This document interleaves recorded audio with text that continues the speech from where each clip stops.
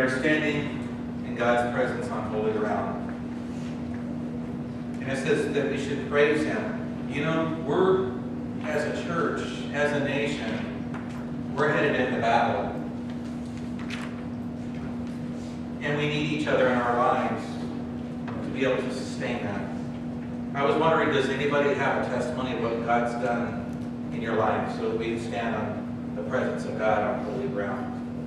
I just want to thank God for helping me through my cancer. And they found another lung, and by the grace of God, it's nothing, but I will do it once again by the grace of God. Amen. We're standing on holy ground. Last week we had looked at how God wants you from the book of Judges, chapter 6. We looked at the fact that Gideon felt like he was unqualified for the job that God was calling him to do. Gideon, a farmer. And last week we looked at the fact that Gideon, when God says, mighty man of valor, Gideon said, who, you talking to me? Well, I think you got the wrong person. But today we're going to be looking at when the odds are completely against us. How many of you guys have ever had the odds against you? And there's a couple things we can do when the odds are against us. We could stand firm, we could run, or we could trust God that it's already been taken care of. Amen. I don't know about you, but I'm the type of a person, when I go into a restaurant, I look around to see who's already in there. And I sit with my back so I can see who's coming in. And it's in my mind, I'm already looking where the exits are. And I'm looking to the fact, because the odds are against me, I'm going to do whatever I can to get my family out in safety. Does that make sense? And part of that has to do with the fact that I worked for corrections for 20 and a half years and you never turned your back on the inmates. But it was that way even before I had went to work for corrections, as it was evident when I was still in the service. You know, it was one of those things that was just instilled into my mind. Yesterday I went to, Phyllis and I went to lunch with her sister and her brother Doug. Well, her brother-in-law Doug. But anyhow, we were at Texas Roadhouse. And I got there before Doug did, and they seated us. So I positioned myself where I could see what was going on in the restaurant. Doug is a retired police officer, and Doug and I, if we go out for dinner, most of the time we will sit side by side and we watch the door to see who's coming in. But on this particular day, yesterday, I beat him there, and I had the seat, and I had it all picked out, and Phyllis was sitting next to me, so I didn't have to sit next to my brother-in-law. How many of you guys think that's pretty cool? But we're the type of people that neither one of us want to turn our back on the crowd. So when we go out for dinner, a lot of times we will sit on the same side and people kind of look at us like, man, those guys are nuts.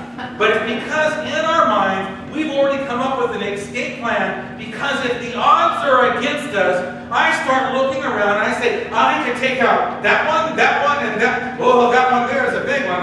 I'm staying away from him. How many of you guys agree with me on that thinking? Or am I just kind of crazy? I'm probably crazy. But regardless of that, when I'm doing that, I go in and I start preparing in my mind, because I want to be prepared in the event that something goes wrong and the odds are against me. I have a way out.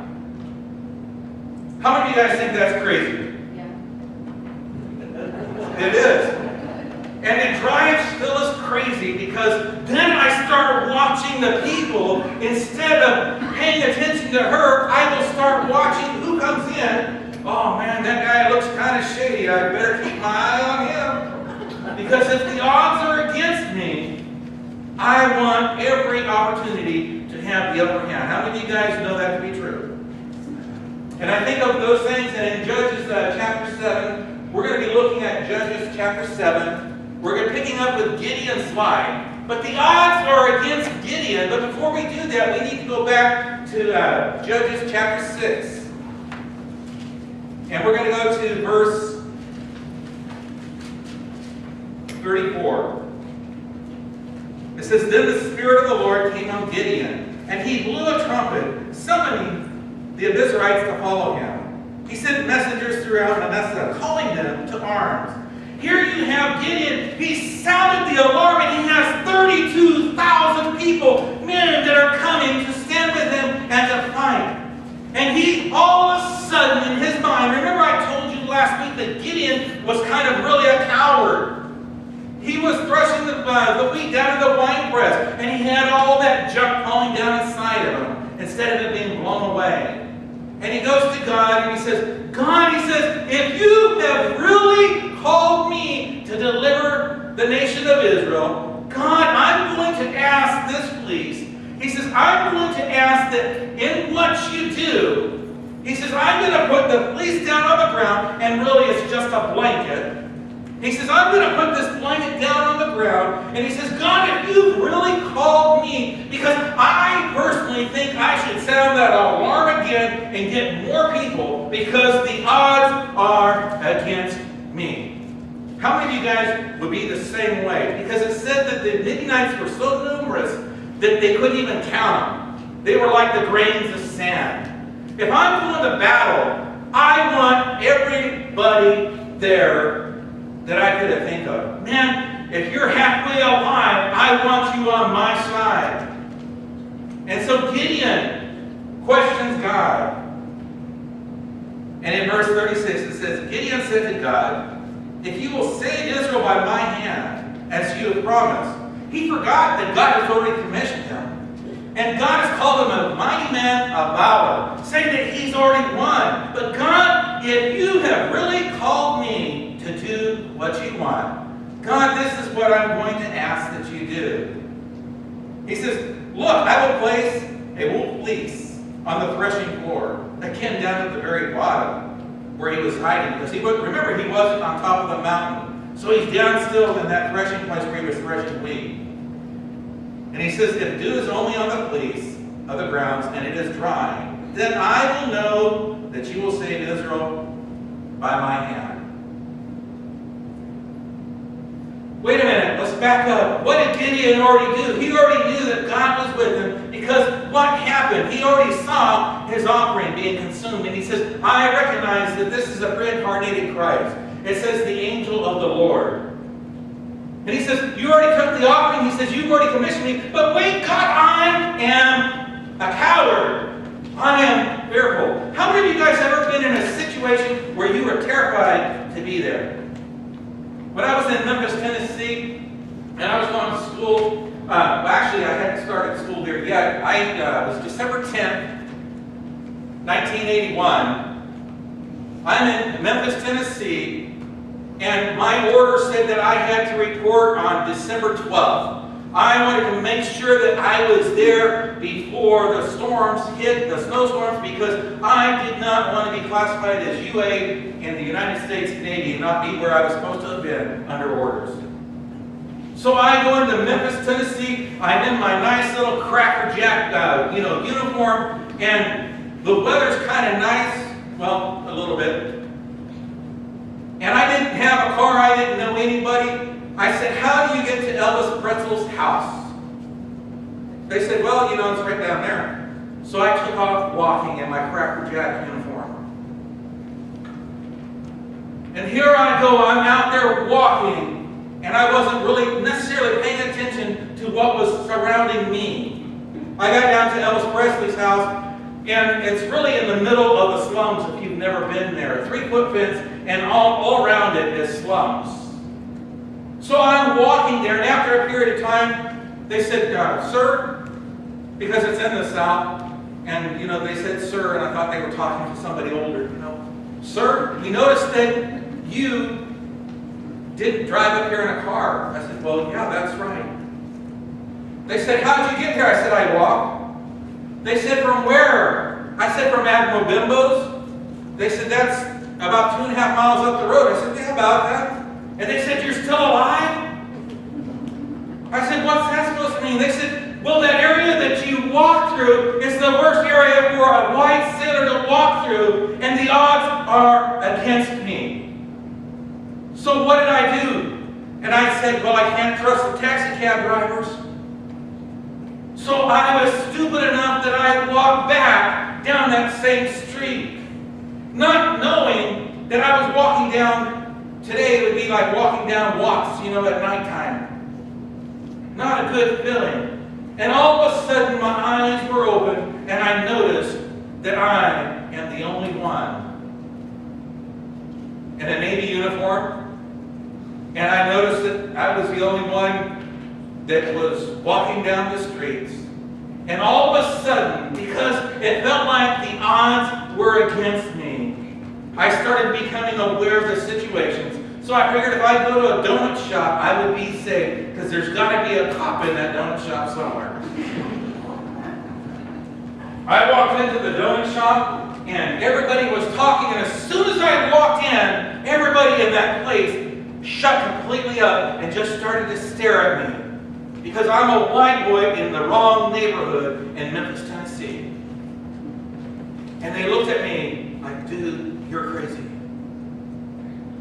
But the odds were against me, and I said, God, you see I'm under these orders. God, you see that I have to do this. God, you see that I'm going here. And after I got a little bit of comfort, I ate a donut and continued to walk up the road, and I got back to Admiral Bimbo's, and they said, hey, we've noticed you've been gone all day. It's real hard to notice a sailor, because you don't have any, out in Tennessee. Come on, man. So I'm out there, and they said, we noticed you've been gone all day. Where'd you go? I said, Admiral Bimbo's. How'd you get there? I walked. They said, where? I said, right down that street. They said, you're still alive? They said, don't you know that you can't do that as a sailor? And see, Memphis, they had signs out there, sailors and dogs keep off the grass. I don't know that it did any good. But anyhow, they really did have signs out there that said that. And the odds were against me, but I knew what I was supposed to be doing. Does that make sense? I knew that I was supposed to be reporting to duty on December 12th. The odds were against me. But Gideon says, God, he says, well, wait a minute. God, you answered that prayer to the point that Gideon took that fleece and wrung out a bunch of water from it. How many of you guys would think God is with you if He answered your prayer that way? And you had saw the other things? Remember I said that Gideon is a coward. And he was starting to feel all those emotions of what was going through. And he comes back to God and he says, well, God, he says, it's my desire to come in and blow that horn again and get some more people here. God, if it really won't upset you, how many of you have ever done that to God? God, if it really won't upset you, I'm going to ask for one more thing. And in this one more thing, if you do that, I know that you're really speaking to me and that you're really with me. So Gideon goes in and he says, God, he says, if you're really with me, he says, what I want you to do is just do the opposite of what you did. He says, because in my own mind, he says, one of those can happen naturally. And I know that if one of them could happen naturally, it would take a supernatural act for the other to happen. So Gideon says, God, if it's not really going to upset you, he says, I'm going to put out the fleece again tonight. He says, but this time, let the fleece be dry and everything around it be wet. And all of a sudden, Gideon wakes up the next morning. Remember, he has 32,000 men that have already assembled. And it is as he asked God. And he's saying, wow, man, maybe I should have asked for one more thing. God, if you're really with me. God, if you're really with me. But we get into Gideon's, the book of Judges, chapter 7, and we're going to find out what Gideon did. It says, early in the morning, Jerubbaal, that is Gideon, and as all of his men that were camped at Harod, the camp of the Midian was north, in the valley of the hill of Morah. And the Lord said to Gideon, you have too many men. You have 32,000 men, and that's too many. If I'm going to battle, I want to be prepared with as many men as I can. And God says you have too many men. Gideon's looking around, Lord, your math is not adding up. He says, have you seen the odds that are against us? 32,000. And Gideon's sitting here, he's doing the math. He says, God, he says, this just doesn't add up. And God tells Gideon, he says, you have too many men. He says, tell them if they are afraid to go home. So Gideon comes out and he says, hey, I want you to know that we're going to practice what the Mosaic Law says in Deuteronomy. He says, this is what the book says in Deuteronomy, but God says that if you are afraid to go home. So let's take a look at what it says in Deuteronomy, chapter 20, verses 1 through 9. This is the rules for engagement. When you go to war against your enemies, and you see horses and chariots, and the army is greater than yours, the odds are against you. It says, do not be afraid of them, because the Lord your God, who brought you out of Egypt, will be with you. And when you are about to go into battle, the priest shall come forward and address the army. And he shall say, hear, O Israel, today you're going into battle against your enemies. Do not be faint-hearted or afraid. Do not panic or be terrified by them. For the Lord your God is with you and goes to fight against your enemies to give you victory. Then here's where it really gets cool. It says, then the officer shall say to the army, has anyone built a new house and yet has yet to live in it? Let him go home, or he may die in the battle. Or someone else say, I may begin to live in it. Or what about the one that has planted a vineyard and has not begun to enjoy it? Let him go home, or he may die in the battle, and someone else may enjoy it. Has anyone become pledged to a woman and not married? And I tell you what, if I was getting ready to go to battle, I was 18 years old when I was in the Navy. To the time I was 22 and I wasn't married. And if they had said, if you're afraid, you can go home, I wonder how many of those guys would have hightailed it out there. Well, wait a minute, I'm going to go get engaged so I don't have to go to battle. And it goes on and it says, someone else may marry her, because you might die in the battlefield. That would be a bad thing. Then the officer shall add, if anyone is afraid or faint-hearted, let him go home, so the fellow soldiers will not become disheartened too. When the officers have finished speaking to the army, they shall appoint commanders over them. And here you have Gideon in the midst of what he's getting ready to go into. The odds are against him. How many of you have ever had the odds against you? I raise my hand and say, I've had the odds against me a couple times in my life. And there's a couple things we can do. We can hightail it out there, or we can stand and say, God, I trust that you're going to take care of this situation. So 10,000 men say, whoa, I'm going to take off and I am going home. You've given me my DD-214, my discharge papers, and I am out of here. I'm gone. How many of you would be afraid to go into battle against an army that's innumerable? It was only 32,000. And they take off. 22,000 go home. And the Lord says, well, Gideon, he says, I don't want you to get a big head. He says, I want you to go down and I want you to give these men a drink of water. They've been prepared for battle. They've been, in basic training. They've been going through these things. And I want you to go down and I want you to give them a drink of water. Gideon says, Lord, that's crazy. And the ones that drink this way, you're going to put on this side. And the ones that drink this way, you're going to put on this side.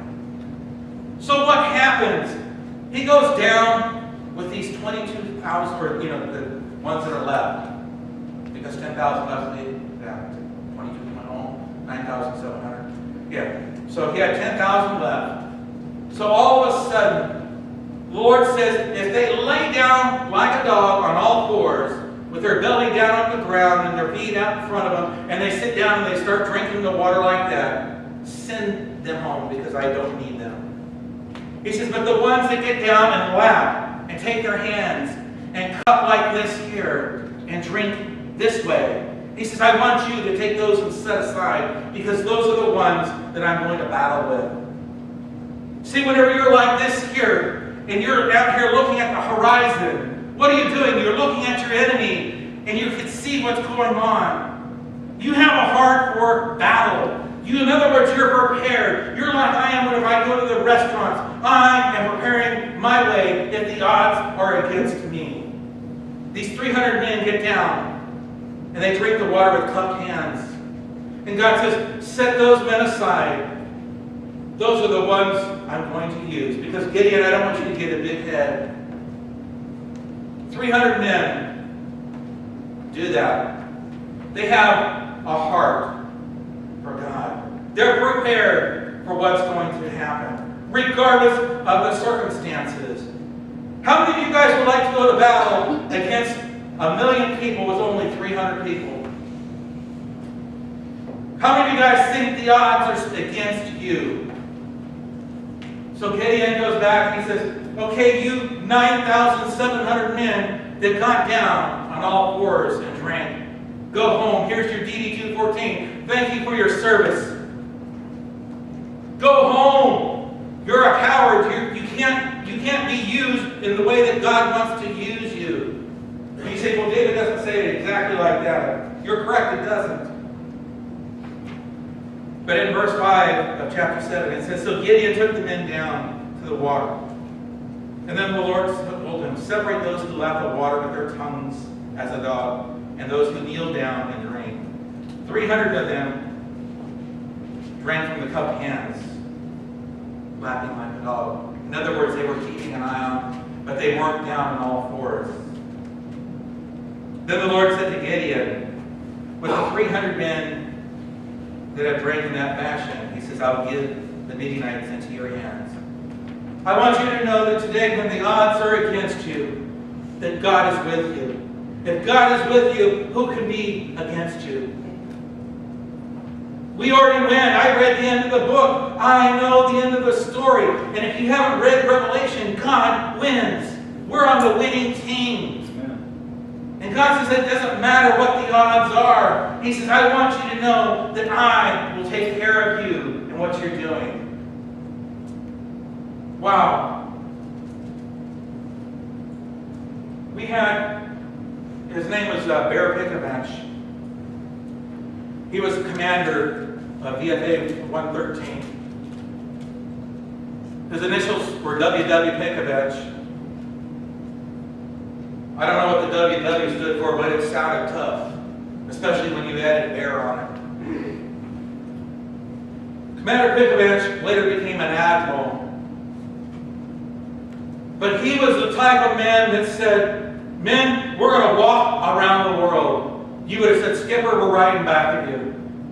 Because he was that kind of a man that had the authority that you trusted and you respected. Skip, we're going to follow you regardless of where we're at. Bear Pickamach, Commander Pickamach, was the type of person that as you were working on an aircraft, he recognized how important the enlisted people were.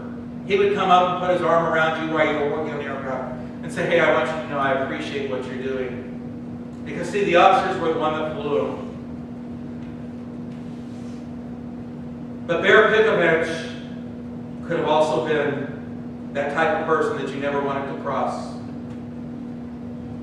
He was the type of person that if you got in trouble, not in my Navy, and he would have open captain's mast and throw the people out of the Navy and have security take them out to the back gate. But he was one of those men that you completely trusted. Gideon, by this point, had gained that same authority and same respect. The 300 men that were with Gideon trusted Gideon completely. God has a sense of humor. I must tell you that. And you drop down to verse 9. It says, during the night the Lord said to Gideon, get up and go down against the camp, because I'm going to give them into your hands. And in verse 10 it says, Gideon, if you are afraid, come check out what they're saying. Gideon, if you are even uncertain of the odds that are against you, come over here and listen to what they're saying. Tom, can I click on you and Roger? So here you have Tom and Roger in the enemy camp. Not that they're enemies, but just for sake of argument. So here you have Tom and Roger. They're out there in the midst midst of what's going on. And Roger is there with Tom, and it's late at night. And Roger turns and he says, man, Tom, he says, you wouldn't believe the dream I had last night. He says, let me tell you about this dream that I had. Tom says, wow, that's kind of strange. He says, but tell me. So Roger begins to tell this dream, and he says, here's what's going on. He says, I had a dream that a loaf of barley came into the camp, and it rolled over and it squished all the tents. That's kind of paraphrasing that a little bit. And Tom says, hey, that is pretty cool. He says, I want you to know that's nothing but the hand of the Lord upon Gideon, and God's going to deliver Gideon, and we're all going to die. How many of you guys think that would be a pretty cool dream to have? Doesn't it say that? It doesn't say quite like that. Let me read to you guys, because you guys say, oh, come on, Pastor. In verse 13 it says, Gideon arrived just as the man was telling his friend his dream. I had a dream, he was saying, a round loaf of barley. In my mind, I could see this big barley loaf coming in, like a hay bale size, and just squishing tents. Out in Texas, they roll it out there. And it struck a tent with such force that the tent was overturned and collapsed. So I paraphrased it a little bit. And then in verse 14, his friend responded, this can be nothing other than the sword of Gideon, son of Joash, the Israelites. God has given the Midianites and the whole camp into his hands. Isn't that really saying we're going to die? So here's what happens. He goes in, and Gideon gets so excited that what he had heard, Gideon, and here's the key, when the odds are against you, we need to recognize that God has already won the victory, and we start praising God for who he is. Because in verse 15 it says, and Gideon bowed before the Lord and began to worship the Lord with praise and honor. God, I don't know how this is going to happen. And here's the really cool thing. You're going to battle without swords because the Midianites had come in and taken everything that you have. And Gideon says, oh, I got to go back and tell the rest of the camp. He says, men, he says, get up, you 300 men. He says, I want you to know that we're going to battle tonight. And they kind of looked at Gideon and said, man, it's dark out there. We could get hurt. No, they didn't say that because remember I said they had a heart for battle. And Gideon says, I'm going to give you three things. He says, I'm going to give you a shofar, a trumpet, a ram's horn. He says, I'm going to give you a clay jar, and I'm going to give you a torch. He says, I want you to take those torches. Now let me ask a dumb question, just so we can set the stage. If I have a torch and I cover it up where it's not being seen, what happens to the light? It goes out. According to everything that I've been taught and everything that I've tried in my life, I've tried to keep those lanterns burning without any light coming out from the bottom, and the light will go out. Am I correct? So Gideon says, I'm going to give you a torch. And I'm going to give you a shofar. He says, and I want you to take that lantern, and I want you to cover up the torch. How many of you guys would have been kind of scratching your heads saying, oh, Gideon, don't you know science? It's not going to work, dude. I don't know they had dude back then, but just imagine if they said that. And all of a sudden, Gideon says, I want you to follow my lead. He says, I want you to know that the odds, we've already won. And in Nehemiah 4:20, it says, whenever you hear the sound of the trumpet or the shofar, join us there. God will fight for us. Perhaps it sounded something like this here.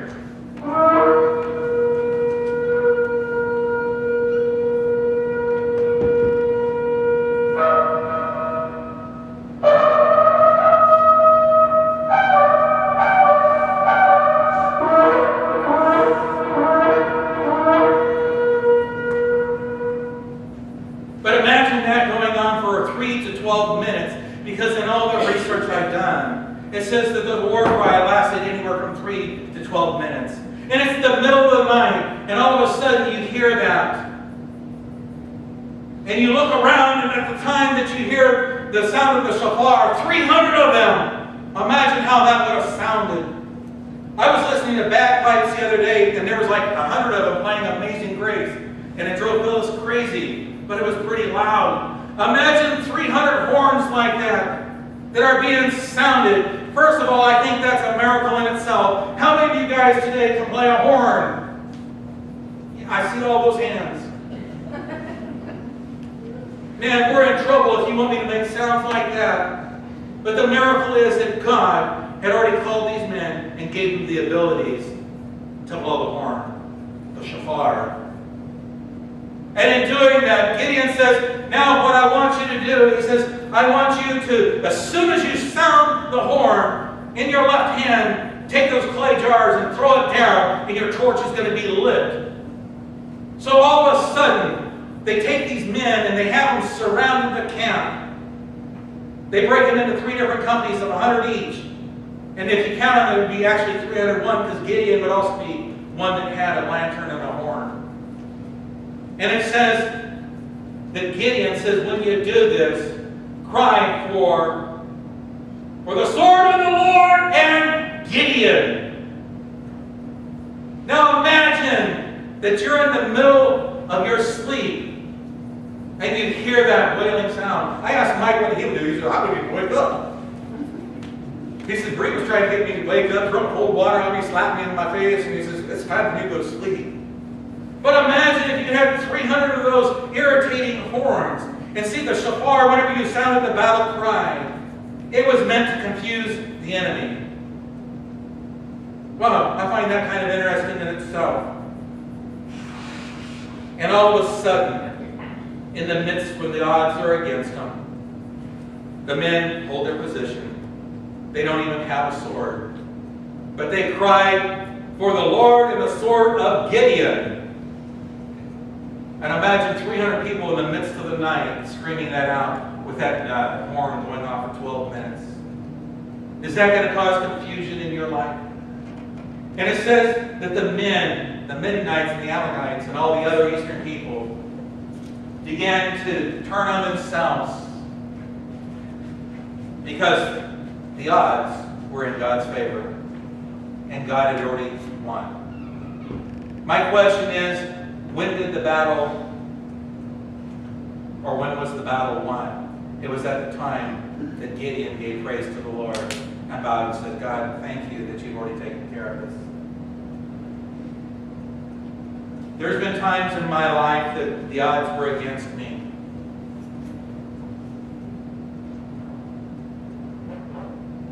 There's been times that I've been scared. I had a hand grenade pulled at me one time, and I wasn't real sure what I was going to do. And that was just for sharing the gospel message of Christ.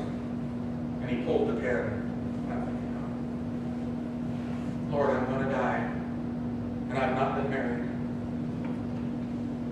The odds were against me, and I was there with a friend of mine. His name is Ivan Moses, Tiger, Marine. And Ivan kept telling him, pull the pin, pull the pin. I'm thinking, Ivan, let's talk about this. You're a Marine, I'm Navy, man, come on, let's talk about that. The odds were against me when he pulled out that grenade.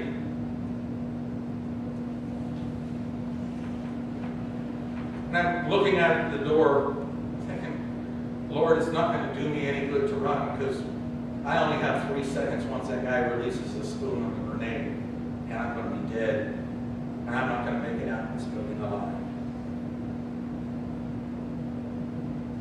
He pulls the pin because he asked me if I was ready to die for my faith in God. And I was thinking, man, I have not been married. I don't have any children to pass on my legacy. God, I've done everything else, but I have not been married. I don't have any kids. It's my time to go. And I was thinking, because the odds were against me, why should I run? I already told him I was ready to die for my faith.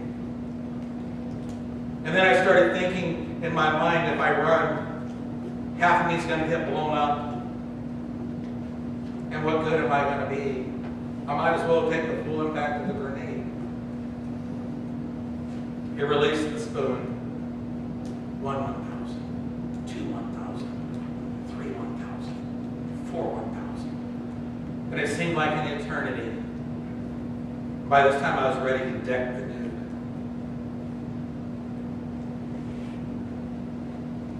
And he said, I was just wondering if you were ready to die for your faith. I said, wow. It was a real grenade. It was one that they had used in training. Why he had it was beyond me. But I didn't want to run. I stood my ground. There comes a time in our life that we have to be like Gideon and say, regardless of the odds that are against me, I'm going to stand for what's right, what's pure, what's holy.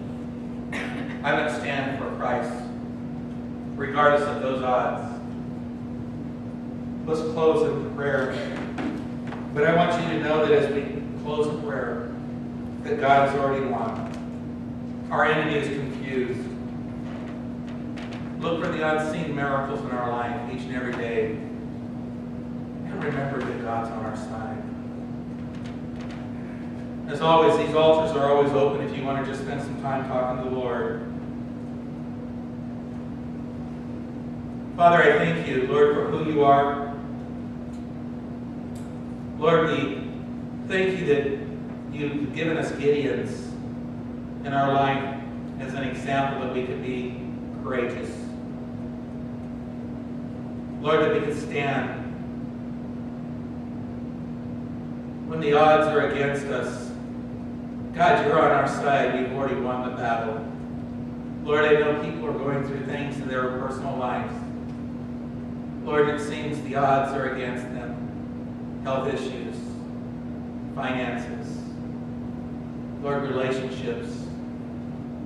But God, we know you've already defeated and you've already won. Lord, we ask that you just be with us until we meet again. Lord, we ask that you just bless in the services tonight. And Lord, that as a community we continue to come together as churches. A church that will love you and stand for what's right and pure. In Jesus' name, amen.